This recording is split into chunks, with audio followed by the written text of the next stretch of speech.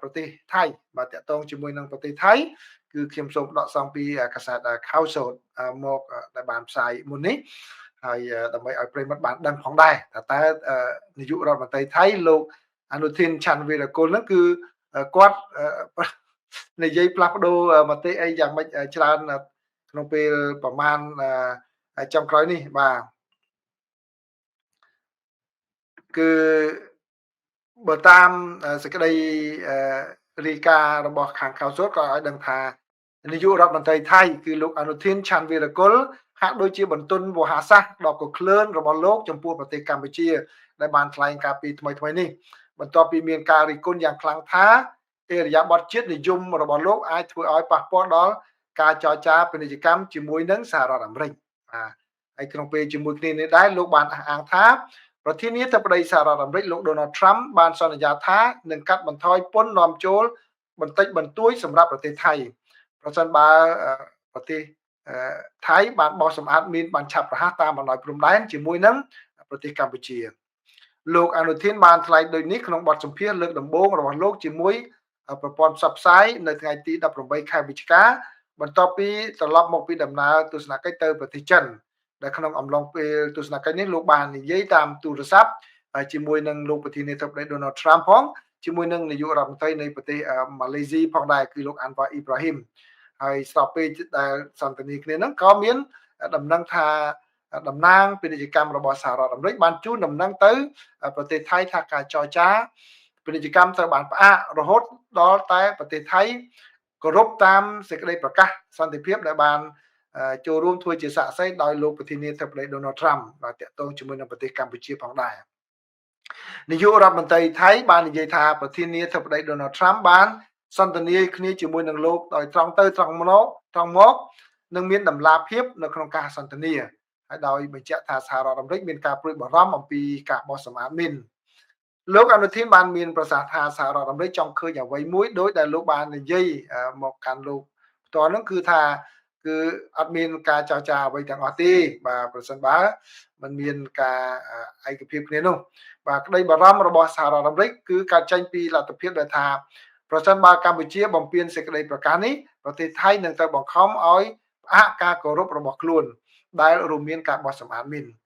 លោកអនុทิនបានសង្កត់ធ្ងន់ថាការផ្អាកមិនមែនជាការលុបចោលទេបាទហើយបានបញ្ជាក់ជាថ្មីថាការបោះសម្អាតមីនគឺជាការសម្រេចចិត្តរបស់ថៃដែលឥឡូវនេះស្របតាមគោលការណ៍នៃការបោះសម្អាតមីនមនុស្សធម៌ដែលបានស្នើឡើងដោយកម្ពុជាហើយដែលសូមឲ្យមានការអនុវត្តពីខាងភាគីថៃហើយភាគីថៃក៏អនុវត្តតាមលោកអនុทิនបានមានប្រសាសន៍ថារឿងនេះស្របនឹងអ្វីដែលលោកប្រធានាធិបតី Trump ចង់បានដូច្នេះគឺអ្វីៗត្រូវបានកំណត់ទុកបានច្បាស់លាស់ហើយបាទសហរដ្ឋអាមេរិកក៏សប្បាយចិត្តដែរអំពីបញ្ហាហ្នឹងសហរដ្ឋអាមេរិកនឹងនិយាយជាមួយភាគីកម្ពុជាដើម្បីធានាថាមិនមានឧបសគ្គនិងដើម្បីពន្លឿនការបោះសម្អាតមីនបាទបន្តមកលោកអនុทิនបានដកស្រង់សម្ដីរបស់លោក Trump ដោយនិយាយថាប្រសិនបើមានការបោះសម្អាតមីនបានឆាប់រហ័សគឺលោក Trump នឹងកាត់បន្ថយពន្ធគយមួយចំនួនតូចបាទលោកអនុทิនបានបន្ថែមថាគាត់មិនដឹងថាលោក Trump និយាយនឹងនិយាយលេងសើចឬក៏និយាយមែនតើទេក៏ប៉ុន្តែនៅពេលដែលគាត់ថានៅពេលដែលនរណាម្នាក់ដែលមេដឹកនាំកម្រិតនេះនិយាយជាមួយនឹងយើងអញ្ចឹងគឺជារឿងពិតដូច្នេះដែលយើងត្រូវតែពន្លឿនការអនុវត្តឲ្យបានបាទហើយនាយករដ្ឋមន្ត្រីថៃបានអះអាងថាលិខិតរបស់តំណាងសភាពាណិជ្ជកម្មរបស់សហរដ្ឋអាមេរិកដែលបញ្ជាក់អំពីការផ្អាកហ្នឹងគឺបានចេញមុនពេលដែលលោកអនុทิនបានសន្ទនាគ្នាជាមួយនឹងលោក Trump បាទដែលស្ថានភាពហ្នឹងឥឡូវនេះគឺបញ្ជាក់ច្បាស់ហើយគឺអត់មានការផ្អាកបាទមានផ្អាកឲ្យក្នុងការចរចានេះទេបាទលោកបានការពារសេចក្តីថ្លែងការណ៍ជាសាធារណៈបាទដែលថាគឺចាំបាច់បំផុតគឺលោកត្រូវគិតអំពី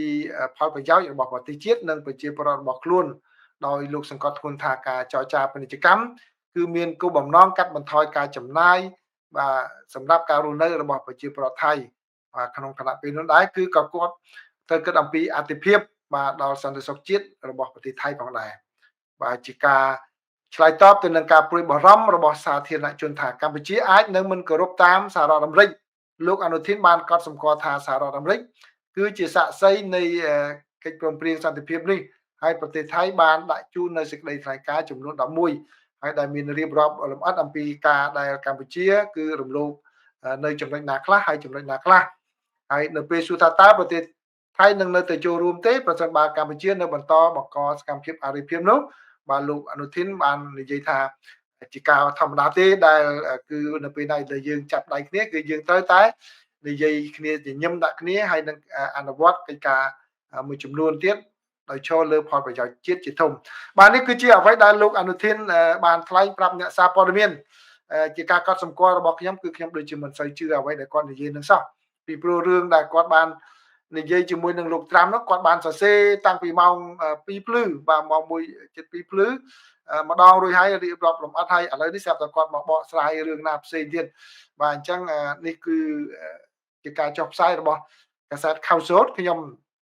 ដកស្រង់មកជំរាបជូនប្រិយមិត្តតាមនឹងដែរណាថាគាត់និយាយយ៉ាងម៉េចក៏ប៉ុន្តែដោយត្រង់ទៅខ្លួនខ្ញុំអត់ជឿសម្ដីគាត់ទេសម្ដីគាត់នឹងនិយាយដូចជាស្ដាប់មើលទៅតាមការរាយការណ៍របស់ខៅសូនទៅជាណាកម្ពុជានឹងជាអ្នកល្មើសជាអ្នកប្រព្រឹត្តខុសរបៀបដោយកម្ពុជាអ្នកផ្ដាច់រឿងនឹងមុនគេទាំងអស់ថៃនឹងគឺចាំតែរងគ្រោះបាទតែអញ្ចឹងបាទអញ្ចឹងប្រិមិត្តស្ដាប់ហើយកុំប្រកែប្រកាន់កុំខឹងអីណាបាទគឺកុំខឹងគឺមកនេះកុំខឹងខ្ញុំអីណាគឺខ្ញុំដកស្រង់មកជម្រាបជូនប៉ុណ្្នឹងទេហើយពីព្រឹកមិញខ្ញុំបានជម្រាបជូនភាសាឲ្យគឺខាងអ្នកវិភាគក៏គេមិនជឿថាអ្វីដែលលោកអនុทิននិយាយហ្នឹងគឺជាការពិតដែលគេមិនពីព្រោះលោកត្រាំគាត់យកអារឿងពុនកយហ្នឹងជាចំណុចខ្លាំងនៅក្នុងការដាក់សម្ពាធហើយទៅបំបែករឿងហ្នឹងចេញពីការអនុវត្តហ្នឹងដូចជាមិនអាចទៅរួចទេបាទអញ្ចឹងខ្ញុំគ្រាន់តែជូនប្រិយមិត្តប៉ុណ្ណឹងបាទដើម្បីឲ្យជាដំណឹងទាំងអស់គ្នាថាតើខាងថៃនិយាយយ៉ាងម៉េចហើយរឿងនឹងកើតឡើងវិវត្តដល់ចំណុចយ៉ាងម៉េចបាទអញ្ចឹងសូមអរគុណប្រិមិត្តច្រើនដែលបានចូលមកទទួលស្ដាប់ការចែករំលែកព័ត៌មានរបស់ខ្ញុំបាទសូមអរគុណសូមជម្រាបលាបាទអញ្ចឹងសូមទទួលយកសំណួរមួយពីរសន្ទនាគ្នាលេខដើម្បីចែករំលែកចំណេះដឹងបាទសរតនាអ្នកនយោបាយថៃក្រឡិចពេញនគរបាទមិននឹកស្មានដល់ចុងក្រោយហ្នឹងគាត់ទៅជាអញ្ចឹងសោះបាទបង Richard គាត់ថា50% អាចករណីពេជ្រសៀមឆាប់ភ្លេចឬក៏ធ្វើភ្លេចរឿងបាញ់សម្រាប់ខ្មែរអស់រឿងសម្រាប់ខ្មែរបាទហ្នឹងបាទអញ្ចឹងបានថាខ្មែរកំពុងតែដាក់ចំប្តឹងហើយបាទរឿងហ្នឹងគឺថៃគាត់ប្រកែកថារឿងអត់មានឯណាសិតតែ AOT មកសង្កេតការឲ្យអត់ឃើញមានអ្នកស្លាប់អីបាទនិយាយយកទៅរួចខ្លួនទេបាទនិយាយយករួចខ្លួនព្រោះ AOT ទៅហ្នឹងកម្ពុជាមានថតទាំងរូបថតទៀតផងគេទៅមើលដល់កន្លែងសាកសពហ្នឹងហើយថៃគាត់ទៅនិយាយថា AOT គេមកហើយអត់ឃើញបាទគឺយើងគាត់ស្ដាប់ប៉ុណ្ណឹងយើងឃើញថាអ្វីដែលថៃនិយាយហ្នឹងគឺគាត់និយាយដើម្បីឲ្យទស្សនិកជនរបស់គាត់ប្រជាពលរដ្ឋគាត់ស្ដាប់ឮហើយជឿទៅបាទពីព្រោះអីនៅក្នុងក្បួនពួកកុម្មុយនីសគេនិយាយថាបើកាលណាយើងកុហកទៅនៅតែកុហកហើយកុហកទៀតសូម្បីតែអ្នកកុហកខ្លួនឯងហ្នឹងក៏ជឿថាពាក្យកុហកខ្លួនឯងជារឿងពិតដែរបាទអញ្ចឹងបាទកុហករហូតដល់យូរខ្លួនឯងក៏ជឿបាទថៃតែអញ្ចឹងទៅគាត់ត្រូវកុហកហើយបាទទូយ៉ាងដូចជារឿងពាក់ព័ន្ធជាមួយនឹងពលករនីខ្មែរយើងឯហ្នឹងបាទគាត់ទៅជាថារឿងនឹង fake news fake អីណាពីទៅពេញហ្នឹងទៅបាទ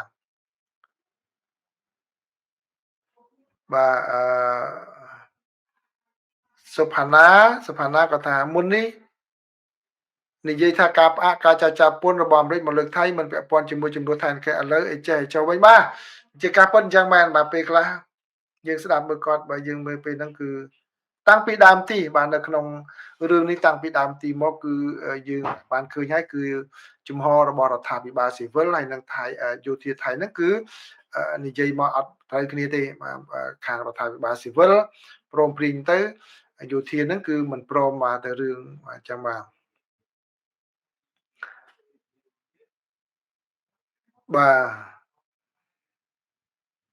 ណារ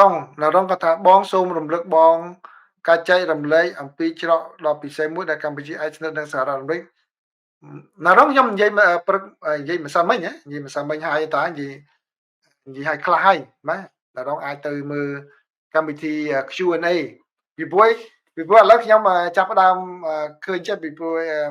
ពេលដែលនិយាយគ្នាចុងម៉ោងនេះហើយបើមានសំណួរចម្លើយណាខ្ញុំកាត់សំណួរចម្លើយហ្នឹងដាក់ផ្សេងដើម្បីកុំឲ្យ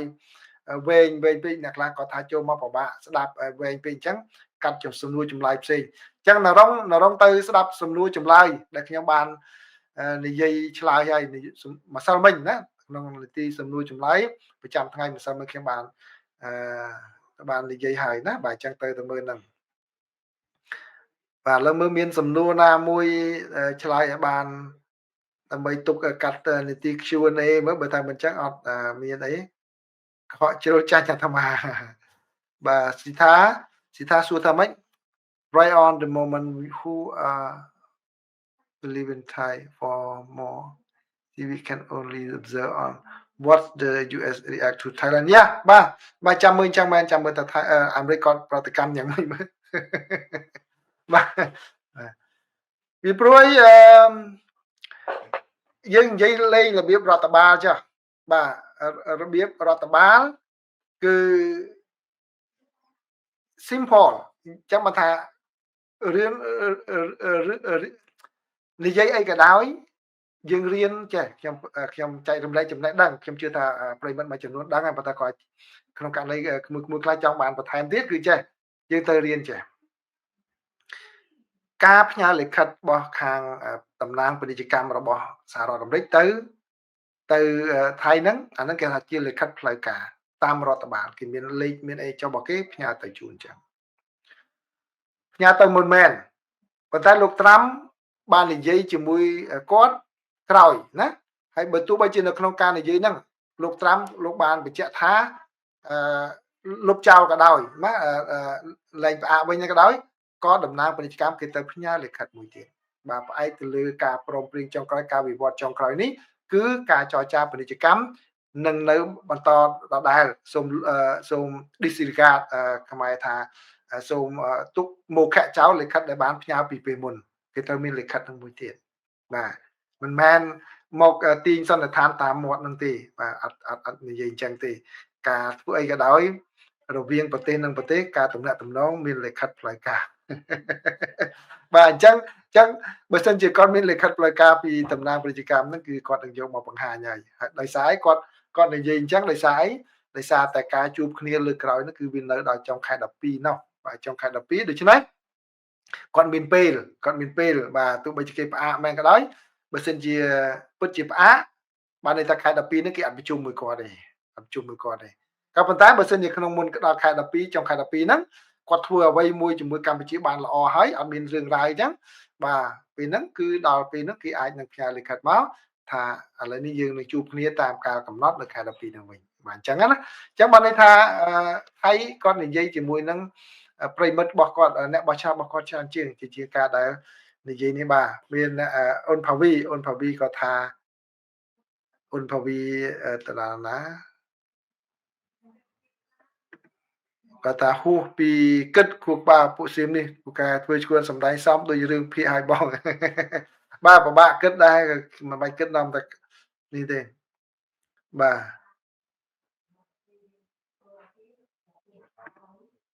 ប៊ុនធឿនក៏ថាជំរាបសួរបងតាការកែប្រែមណ្ឌលបោះឆ្នោតនឹងមានន័យយ៉ាងដូចម្ដេចបងបាទសំណួរនេះចង់ឆ្លើយបាទគឺនៅក្នុងសហរដ្ឋអាមេរិកនេះបាទនឹងនិយាយជាមេរៀនជាផ្លូវការជាការចែករំលែកព័ត៌មានចំណេះដឹងជាផ្លូវការតែម្ដងអ្នកនយោបាយនៅសហរដ្ឋអាមេរិកទាំងអស់គ្នាមិនថាបកប្រជាធិបតេយ្យបកសាធារណរដ្ឋទេឆ្លាតដូចគ្នាគឺពេលណាដែលគាត់បានកាន់នៅរដ្ឋអញ្ចឹងគាត់តែងតែរៀបចំមណ្ឌលយ៉ាងណាធ្វើឲ្យមានផលប្រយោជន៍ទៅដល់គណៈបករបស់គាត់ហ្នឹងទូយ៉ាងដូចជានៅទីក្រុង Long Beach រដ្ឋ California អញ្ចឹងសហគមន៍ខ្មែរនៅជុំគ្នាអញ្ចឹងគាត់ដើម្បីកុំឲ្យសម្លេងខ្មែរមូលបាទនៅក្នុងតំបន់ហ្នឹងខ្មែរឧទាហរណ៍ខ្ញុំលើកឧទាហរណ៍មួយចុះឧទាហរណ៍ថានៅខេត្តនៅខណ្ឌដូនពេញនៅភ្នំពេញអញ្ចឹងណាបាទខណ្ឌដូនពេញនៅភ្នំពេញអញ្ចឹងខ្មែរនៅជុំគ្នា បាទនៅខ្មែរជុំគ្នានៅហ្នឹងនៅឡងបិចហ្នឹងក៏វាអញ្ចឹងដូច្នេះដើម្បីកុំឲ្យសម្លេងខ្មែរហ្នឹងបោះឆ្នោតទៅបានខ្លាំងនៅមណ្ឌលហ្នឹងមួយគឺខ្លាំងខ្មែរខ្លាំងគាត់ច្រាប់នៅមណ្ឌលឡងបិចហ្នឹងគឺគាត់យកពីផ្លូវនេះដល់ផ្លូវនេះចូលទៅក្នុងមណ្ឌលមួយផ្សេងបាទមណ្ឌលសង្កាត់លេខ2អញ្ចឹងទៅបាទសង្កាត់លេខ2អញ្ចឹងទៅខ្មែរហ្នឹងបាទខ្មែរយើងពីផ្លូវនេះដល់ផ្លូវនេះកាត់ទៅមណ្ឌលសង្កាត់លេខ6អញ្ចឹងទៅបាទពីផ្លូវនេះទៅផ្លូវនេះដែលមានខ្មែរនៅហ្នឹងកាត់ចូលទៅសង្កាត់លេខ5អញ្ចឹងទៅបាទគ្រាន់តែនៅក្នុងឡងបិចហ្នឹងសហគមន៍ខ្មែរហ្នឹងគេបំបែកចាប់ចុះច្រាប់ឡើងទៅជានៅខ្មែរយើងហ្នឹងទៅក្នុងមណ្ឌល5មណ្ឌល5អញ្ចឹងសម្លេងយើងថាមាន20000សម្លេង20000សម្លេងអញ្ចឹងគេបំបែកទៅនេះអស់2000នៅនោះអស់3000អញ្ចឹងទៅសម្លេងហ្នឹងយើង3000ហ្នឹង2000ទៅផ្គុំគ្នានៅមណ្ឌលរបស់គេផ្សេងហ្នឹងទៅជាសម្លេងរបស់ពួកខាងអេស្ប៉ាញអាមេរិកឡាទីនឬក៏ស្បែកខ្មៅហ្នឹងច្រើនជាងយើងព្រោះយើងទៅតែ2000ទេតែបើយើងនៅជុំគ្នា10000សម្លេងដល់ទៅទៀតអាចទៅជាងយើងពួកនោះខាងមានតែសម្លេង7000ហ្នឹងសម្លេងទៅជាងយើងដូច្នេះបោះឆ្នោតខ្មែរយើងទៅណាគឺឈ្នះហើយអញ្ចឹងបាទអញ្ចឹងដូច្នេះអ្នកនយោបាយអាមេរិកហ្នឹងគឺគាត់ឆ្លាតអញ្ចឹងពេលណាដែលគាត់បានកាន់តំណែងគឺគាត់ចាប់ផ្ដើមច្រាប់អញ្ចឹងគីអូមណ្ឌលនេះល្អមើលណាមណ្ឌលបោះឆ្នោតមួយហ្នឹងគឺរៀងគាត់កងកងប្រជាពលរដ្ឋនៅភូមិនេះគាត់ជាយកសង្កាត់នេះចូលមកក្នុងមណ្ឌលគាត់ចូលក្នុងមណ្ឌលគាត់អាហ្នឹងគេហៅថា mapping បាទ mapping ដើម្បីយកមកឲ្យសម្លេងហ្នឹងបាទឬក៏បើក្នុងពាក្យនេះគេថា gerrymandering ហ្នឹងគឺបានន័យថាគូផែនទីដើម្បីបន្លំយករបស់គេហ្នឹងមកប៉ុន្តែគាត់ធ្វើហ្នឹងខុសច្បាប់ទេបាទវាអត់ fair ប៉ុន្តែត្រូវច្បាប់វាអត់យុត្តិធម៌ទេប៉ុន្តែត្រូវច្បាប់ពីព្រោះអីជារៀង10ឆ្នាំម្ដងគេមានសិទ្ធិអញ្ចឹងគេមើលមកគេកំណត់សម្រេចអីមកអញ្ចឹងទៅគេធ្វើអញ្ចឹងក៏ប៉ុន្តែអាណត្តិនេះលើឆ្នាំនេះលោកត្រាំគាត់លេងមុនពេលតែម្ដងគេទៅគូហើយកាលឆ្នាំ2021បាទដល់ឆ្នាំ2031បាទគេគូមួយសាទៀតប៉ុន្តែលោកត្រាំគាត់ដឹងថាបោះឆ្នោតពាក់កណ្ដាលអាណត្តិនេះប្រហែលជាគាត់ចាញ់ពីព្រោះអីនិន្នាការនៃការបោះឆ្នោតពាក់កណ្ដាលអាណត្តិតាមធម្មតាគណៈបកដែលកាន់អំណាចនៅសេតវិមានភាគច្រើនចាញ់នៅខាងសភាបាទដោយសារតែអ្នកគ្រប់គ្រងនោះមិនសូវចាញ់របស់ឆ្នោតទេហើយនឹងដោយសារគោលនយោបាយរបស់គាត់ដែលសន្យាល្អមិនគាត់សម្ដៅលោកត្រាំណាគណៈប្រធានាធិបតីណាក៏ដោយដែលសន្យានោះល្អប៉ុន្តែចូលមកធ្វើខ្សុយបាទអញ្ចឹងទៅអ្នកបោះឆ្នោតគាត់ខឹងនៃគណៈបកផ្សេងណាគាត់ខឹងគាត់ចង់ដូរអញ្ចឹងលោកត្រាំគាត់ដឹងអំពីចំណុចហ្នឹងគាត់ឲ្យគេគូផែនទីមណ្ឌលសភានៅរដ្ឋ Texas ហ្នឹងឡើងវិញបាទរដ្ឋ Texas ហ្នឹងឡើងវិញធ្វើយ៉ាងណាគៀបយកមណ្ឌលណាក៏ដឹងតំបន់ណាហ្នឹងអ្នកណានៅណាហ្នឹងដើម្បីចូលមកក្នុងមណ្ឌលរបស់គាត់ហើយសួរថាមិនអត់គេដឹងនេះគេដឹងបាទដូចខ្ញុំអញ្ចឹងមណ្ឌលរបស់ខ្ញុំអញ្ចឹងគឺជាមណ្ឌលខាងគណៈបកប្រជាធិបតេយ្យហ្នឹងខៀវល្ងឹតហ្មងបាទអញ្ចឹងដូច្នេះបើសិនជាបញ្ចូលអ្នកណាចូលមកទៅក្នុងតំបន់ណាដែលខាងគណៈបកសាធារណរដ្ឋមានសម្លេងរៀងច្រើនទេដាក់បញ្ចូលហ្នឹងទៅបាទទៅជាឈ្នះដល់នោះទៀតអញ្ចឹងទៅបាទពីព្រោះនៅនោះខាងគណៈបកជាធិបតេយ្យមានសម្លេងចិត្តគ្រប់ហើយខ្វះតែបន្តិចបន្ថែមនេះទៅទៀតឈ្នះយកអាសនៈអញ្ចឹងគេដឹងគេមានរបៀបគេកណនីអញ្ចឹងហើយដល់អញ្ចឹងទៅគេធ្វើអញ្ចឹងប៉ុន្តែរដ្ឋ Texas ធ្វើមុនគេហើយបានចូលជាច្បាប់ហើយក៏ប៉ុន្តែខាងប្រជាធិបតេយ្យក៏ប្រដឹងប្រឆាំងឥឡូវថ្ងៃនេះគឺតុលាការសម្រេចថាមិនអោយប្រើអញ្ចឹងឯងបាទមិនអោយប្រើតាមផែនទីគូថ្មីនឹងទេអញ្ចឹងត្រូវប្រើផែនទីចាស់ឆ្នាំ2021ដែលគេគូឡើងវិញដែលគេគូកាពីហើយរួចហើយបាទបើចង់គូមួយសារទៀតចាំ2031សិនទៅប៉ុន្តែលោកអភិបាលរដ្ឋគាត់ថាអត់ទេគាត់ប្តឹងអធរហើយទៅពីច្រើនទៅអធរគាត់ឈ្នះពីព្រោះបាទគាត់ប្តឹងមកកពូលបងបាទដើម្បីពីច្រើនគាត់ឈ្នះពីព្រោះគ្នាគាត់ដឹងច្រើនបាទអញ្ចឹងនេះគឺជាការវិវត្តបែបហ្នឹងបាទអញ្ចឹងយល់បានហ្នឹងបាទថ្ងៃហ្នឹងបងអត់មានរឿងអ៊ុយក្រែនឡុងថាអ៊ុយក្រែនអត់មានរឿងអីពាក់ព័ន្ធជាមួយអាមេរិកប៉ុន្តែមានព្រឹកមិញហើយគឺយុគមិញមកនៅកម្ពុជាណាបាទអញ្ចឹងអត់មានសំណួរអីទៀតមើលសុងសុធិរាគាត់ថាបើការបោះឆ្នោតពាក់កណ្ដាលអាណត្តិចាញ់តើបើលោកត្រាំចាញ់តើគាត់ត្រូវធ្លាក់តំណែងដែរឬទេពូ អត់ទេអត់ពាន់ជាមួយនឹងបោះឆ្នោតប្រធានាធិបតីទេបាទគឺបោះឆ្នោតនៅក្នុងសភាទេបោះឆ្នោតលើកនេះនៅឆ្នាំក្រោយហ្នឹងគឺបោះឆ្នោតសភាទេអត់មែនបោះឆ្នោតប្រធានាធិបតីទេគឺអត់ប៉ះពាល់លោកតាមទេណាបាទកសិករ 4.0 សៀមថាខ្មែរចំណែនថៃពេលឃើញថៃចងសម្ព័ន្ធជាបងប្អូនជាមួយចិនតែសម្រាប់ខ្ញុំរីករាយទៅវិញទេបាទអរគុណលោកប៊ុនហៀងបាទបងគោលនយោបាយត្រាំបានសម្រេចមុនតាំងពីគាត់ជាប់ដំបូងហើយឥឡូវវាបែរជាពាក់ព័ន្ធនឹងច្បាប់ថវិកាតើនយោបាយតើគោលនយោបាយនិងច្បាប់ថវិកាខុសគ្នាដូចម្តេចទើបបណ្ដាលឲ្យមានការបិទរដ្ឋាភិបាលអូខេមើលខ្ញុំអានមួយសំណួរម្ដងទៀតដើម្បីឲ្យយល់ឲ្យច្បាស់គោលនយោបាយត្រាំបានសម្រេចមុនតាំងពី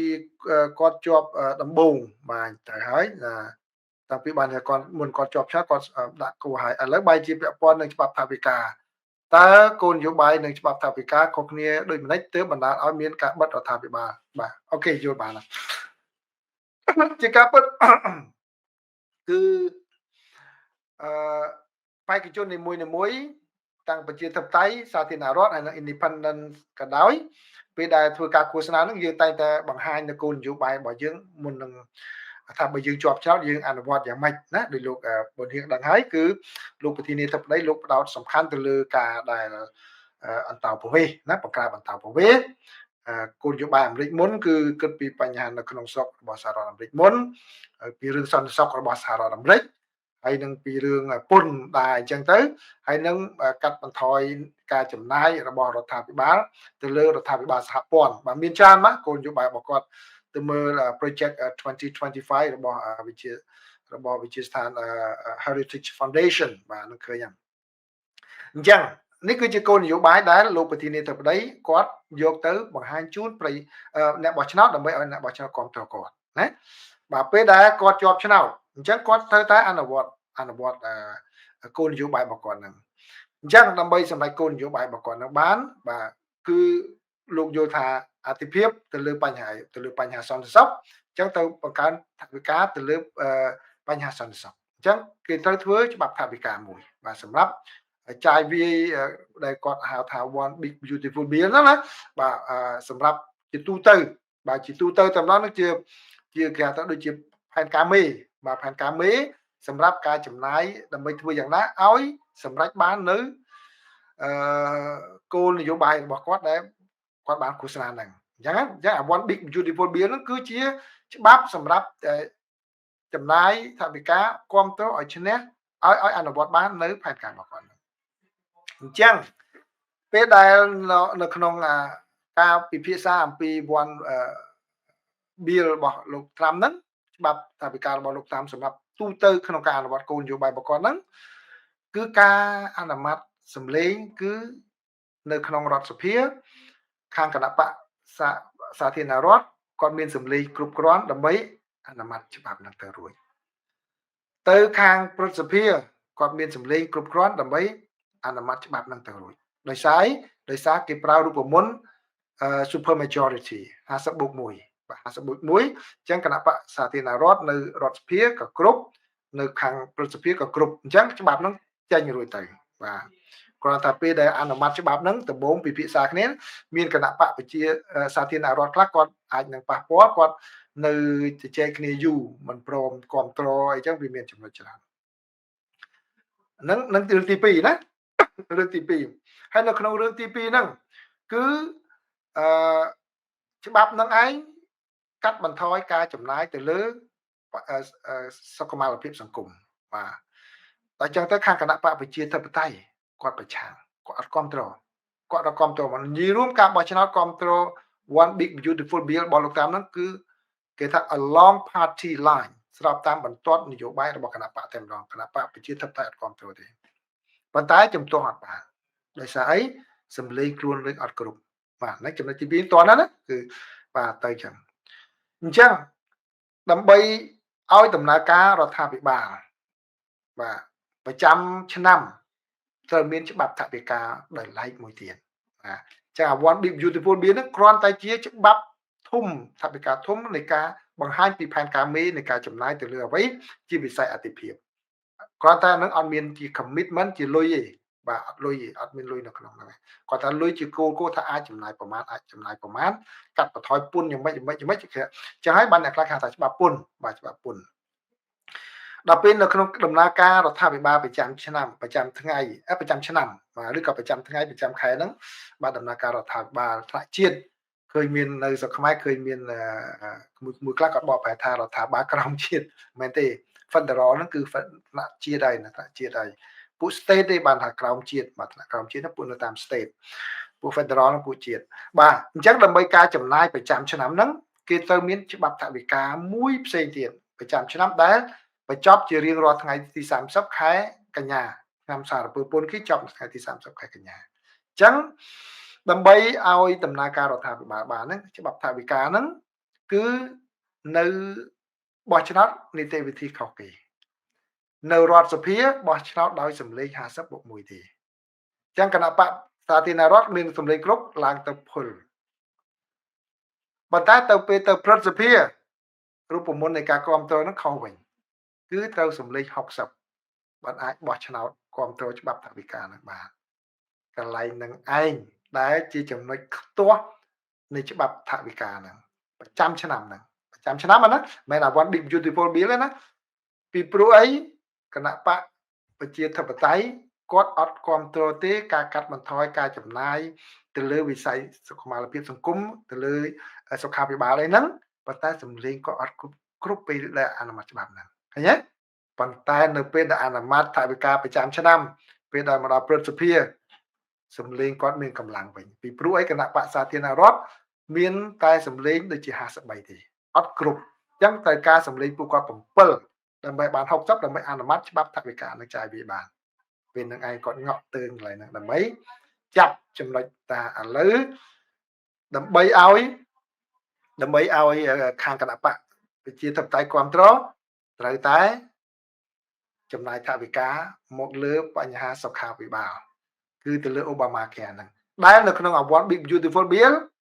អត់មានទេគឺគាត់បាននិយាយថាត្រូវកាត់ត្រូវអីមិនចំណាយលុយទៅ subsidy គឺឧបត្ថម្ភធនទៅដល់គម្រោងធានារ៉ាប់រងសុខភាពនឹងទៀតទេបាទប៉ុន្តែគណៈបក្សសាធារប្រជាធិបតេយ្យគាត់ប្រឆាំងបានពីព្រោះរូបមន្តនៃការបោះឆ្នោត50+1អញ្ចឹងគាត់ប្រឆាំងបានចាំពេលចាយលុយមែនតើលុយចាយប្រចាំឆ្នាំគាត់ងក់ទើងដូចរាល់ថ្ងៃហ្នឹងអញ្ចឹងហើយបានជាវាមាន government shutdown ហ្នឹងបាទអញ្ចឹងគឺរឿងវានៅកន្លែងហ្នឹងទេបាទអញ្ចឹងលោកប៊ុនហៀងសង្ឃឹមថាខ្ញុំបញ្យល់នេះមិនវែងឆ្ងាយពេកអាចនឹងយល់បានណាបាទអូខេអញ្ចឹងអស់មានអីណាបាទឥឡូវសូមទៅសុផាន់ជំរាបសួរបាទសុផាន់គាត់ថាជំរាបសួរពូក្មួយសុំសួរបន្តិចតើការប្រើប្រាស់ក្របបែកចង្កោមនិងផ្សែងពុលរបស់ថៃស្ថិតក្រោមការហាមឃាត់របស់ច្បាប់អន្តរជាតិដែរឬទេបាទវាអាស្រ័យទៅលើប្រទេសមួយហ្នឹងបាទបើក្នុងក្របបែកចង្កោមគឺកម្ពុជាក៏អត់បានចូលក្នុងក្រមតែកម្ពុជាគ្រប់គ្រងបាទតែងតែធ្វើសកម្មភាពគ្រប់គ្រងប៉ុន្តែកម្ពុជាក៏មិនបានចុះហត្ថលេខានឹងដែរបាទអញ្ចឹងបើសិនជាយើងជាប្រទេសហត្ថលេខីបាទយើងជាប្រទេសហត្ថលេខីហើយប្រើប្រាស់នឹងយើងខុសច្បាប់ហើយខុសច្បាប់អន្តរជាតិហើយថៃក៏អត់ជាហត្ថលេខីដែរអញ្ចឹងគាត់អត់ខុសច្បាប់នឹងអត់ខុសច្បាប់នោះទេប៉ុន្តែការប្រើអ្វីក៏ដោយនៅក្នុងច្បាប់សង្គ្រាមគឺត្រូវមើលពីសមាមាត្រនៃការប្រើឧទាហរណ៍ថាកន្លែងហ្នឹងជាជនស៊ីវិលស្ទើរតែទាំងអស់ជាតំបន់ស៊ីវិលហើយយើងយកក្របបែកចង្កោមនៅទៅដាក់នៅលើហ្នឹងអានោះវាខុសហើយវាទៅជា war crime បាទគឺជាអក្រិតកម្មសង្គ្រាមហើយនឹងខុសច្បាប់អន្តរជាតិហើយបាទចឹងគេមើលកន្លែងហ្នឹងដែរណាបាទមិនមែនមានន័យថាអ្នកឯងមិនមែនជាហត្ថលេខីនៃកិច្ចព្រមព្រៀងនៃអនុសញ្ញាស្តីពីការហាមឃាត់ក្របបែកចង្កោមយកមកប្រើនោះចំកន្លែងស៊ីវិលនោះមិនបានទេបាទនឹងខុសដែរបាទការផ្សព្វផ្សាយពុលហ្នឹងវាខ្ញុំមិនសូវដឹងច្បាស់ដែរតើប្រភេទពុលយ៉ាងម៉េចអីយ៉ាងម៉េចខ្ញុំអត់ដឹងច្បាស់ដែរកន្លែងចំណុចហ្នឹងមួយសូមអធិស្ឋានណាបាទក្របបែកចង្កោមខ្ញុំដឹងខ្លះដែរបាទបើសិនជាពុលយុទ្ធជនខ្មែរយុទ្ធជននៃភាគីម្ខាងទៀតយ៉ាងម៉េចបាទសូមចំណុចហ្នឹងមួយខ្ញុំអត់ដឹងខ្ញុំមិនអាចឆ្លើយបាន ដៃភិរុនបាទលើសំលួយចុងក្រោយចាស់ភិរុនណាបងអ្នកវិភាគសៀមខ្លះគាត់ថានៅពេលដែលប្រទេសហ្វីលីពីនធ្វើជាប្រធានបន្តវេនរបស់អាស៊ានវាថាសៀមនឹងមានព្រៀបលើខ្មែររឿងព្រំដែនព្រោះហ្វីលីពីនថៃនិងអាមេរិកសម្ព័ន្ធភាពនៅគ្នាតើអាចចឹងទេបងមានអ្នកសួរខ្ញុំមានអ្នកសួរខ្ញុំពីមុនមួយសារបាទសុំសេរីកាមេរ៉ាបន្តិចបាទមានអ្នកសួរខ្ញុំមុនមួយសារហើយណាបាទហើយខ្ញុំបានមើលដែរខ្ញុំឃើញគេចែកដែរคลิปហ្នឹងគឺខាងថៃគាត់និយាយអញ្ចឹងបាទខ្ញុំស្គាល់លោកនឹងដែរបាទគាត់និយាយបែបហ្នឹងប៉ុន្តែខ្ញុំយល់ផ្សេងពីហ្នឹងខ្ញុំយល់ផ្សេងពីហ្នឹងបាទពីព្រោះអីហ្វីលីពីនថៃនិងអាមេរិកជាសម្ព័ន្ធមិត្តនឹងគ្នាមែនប៉ុន្តែទំនាក់ទំនងរវាងទាំងមកថារដ្ឋបរោះមួយគេថាទំនាក់ទំនងផ្ទាល់ខ្លួនហ្នឹងគឺជារឿងសំខាន់ណាស់បាទដូចជាលោកប្រធានាធិបតីហ្វីលីពីនបាទលោកមានទំនាក់ទំនងផ្ទាល់ខ្លួនជិតស្និទ្ធជាមួយនឹងលោកត្រាំដែរឃើញទេបាទក៏ប៉ុន្តែក៏លោកមានទំនាក់ទំនងជិតស្និទ្ធជាមួយនឹងថ្នាក់ដឹកនាំកម្ពុជាដែរឃើញទេបាទអញ្ចឹងបានវាជារឿង personal ហ្នឹងសំខាន់ណាស់ណាមករឿង personal សំខាន់ដែរបាទអញ្ចឹងដូច្នេះតើប្រធានាធិបតីហ្វីលីពីនគាត់មាន personal relation ជាមួយនឹងអ្នកនយោបាយប្រធានាធិបតីនាយករដ្ឋមន្ត្រីណាមួយនៅថៃយើងអត់ដឹងទេពីព្រោះថៃដូរនាយករដ្ឋមន្ត្រីដូចដូរកៅអៅអញ្ចឹងចេញចូលដូចតួលខោអញ្ចឹងទៅដូច្នេះតើឲ្យនឹងស្និទ្ធជាមួយអ្នកណាឲ្យស្និទ្ធជាមួយអ្នកណាយើងអត់ដឹងពីព្រោះនាយករដ្ឋមន្ត្រីថៃថ្មីក៏យើងអត់ដឹងអ្នកណានៅអនុធាននឹងប្រហែលថ្ងៃទៀតនឹងចាប់បាត់ហើយបាទអញ្ចឹងខ្ញុំនៅតែមានជំនឿថាពេលដែលហ្វីលីពីនឡើងមកក៏មិនខុសអ្វីពីលោកអាន់វ៉ាដែរបាទខ្ញុំមិនចូលចង់និយាយដល់ពីលោកអាន់វ៉ាទេណាបាទខ្ញុំដឹងរឿងប្រវត្តិលោកអាន់វ៉ាហ្នឹងនៅពីពេលដែលគាត់មិនទាន់កាន់អំណាចហ្នឹងគឺគាត់មានទំនាក់ទំនងយ៉ាងម៉េចជាមួយនយោបាយកម្ពុជាខ្ញុំសូមមិននិយាយដល់ចំណុចហ្នឹងណាខ្ញុំនិយាយតែអ្វីដែលជាការងារដែលគាត់ធ្វើគឺគាត់ធ្វើល្អគាត់ការពារកម្ពុជាអញ្ចឹងឃើញទេបាទអញ្ចឹងបានន័យថាវាសំខាន់ណាស់យើងត្រូវមើលសម្ដីរបស់អ្នកនយោបាយពេលដែលគាត់នៅជាបពប្រឆាំងហើយនៅពេលដែលគាត់ចូលកាន់អំណាចតើគាត់ធ្វើយ៉ាងម៉េចអញ្ចឹងបានន័យថាបើសិនជាប្រិមិត្តមានឱកាសដឹកនាំខ្ញុំនិយាយថាមានឱកាសធ្វើការងារដែលមានកាន់អំណាចឬក៏ការងារដែលមានការទទួលខុសត្រូវនៅក្នុងប្រទេសកុំគិតរឿងប្រវត្តិអ្នកនឹងថាពីអតីតកាលអ្នកនេះចេះយើងមិនតាក់ទងជាមួយនៅពេលខ្លះយើងត្រូវតែលូកដៃចាប់ដើម្បីធ្វើការងារជាមួយគ្នាអញ្ចឹងណាបាទខ្ញុំគាត់និយាយអាចនិយាយបានប៉ុណ្ណឹងអញ្ចឹងដោយសរុបមកវិញសំណួររបស់ភិរុនខ្ញុំជឿថាកម្ពុជានឹងនៅតែមានទំនាក់ទំនងល្អជាមួយនឹងប្រធានអាស៊ានថ្មីគាត់ថាដូចដែលខ្ញុំបានយកអត្ថបទរបស់ South China Morning Post អញ្ចឹងមកនិយាយហើយកាលពីកម្មវិធីព្រឹកមិញណាគឺថាតើលោកប្រធានអាស៊ានថ្មីហ្នឹងគាត់នឹងមានពេលចំណាយលើបញ្ហានឹងយ៉ាងណាពីព្រោះគាត់ក៏មានអតិភិបរបស់គាត់ដែរគាត់ចង់ដោះស្រាយរឿងសមុទ្រចិនខាងត្បូងនឹងច្រើនជាងអញ្ចឹងទៅតើគាត់បន្តនឹងយ៉ាងម៉េចតើគាត់ទៅអនុវត្តរបៀបអាស៊ាន Troika វិញឬយ៉ាងម៉េចអាស៊ាន Troika ហ្នឹងគឺបានន័យថាលោកប្រធានអាស៊ានសប្តាហ៍ហ្នឹងមើលកិច្ចការហ្នឹងផងលោកប្រធានអាស៊ានចាស់គាត់ក៏មើលកិច្ចការហ្នឹងគឺលោកអាន់វ៉ានៅដដែលហើយអនាគតប្រធានអាស៊ានថ្មីហ្នឹងគឺក៏អាចនឹងមើលកិច្ចការហ្នឹងបាទអញ្ចឹងដូច្នេះវាមានរឿងអញ្ចឹងដែរណាអញ្ចឹងខ្ញុំយល់ថានៅតែមានក្តីសង្ឃឹមអញ្ចឹងខ្ញុំជឿជាក់អញ្ចឹងបាទអញ្ចឹងសូមអរគុណបាទអរគុណបាទអញ្ចឹងអរគុណច្រើន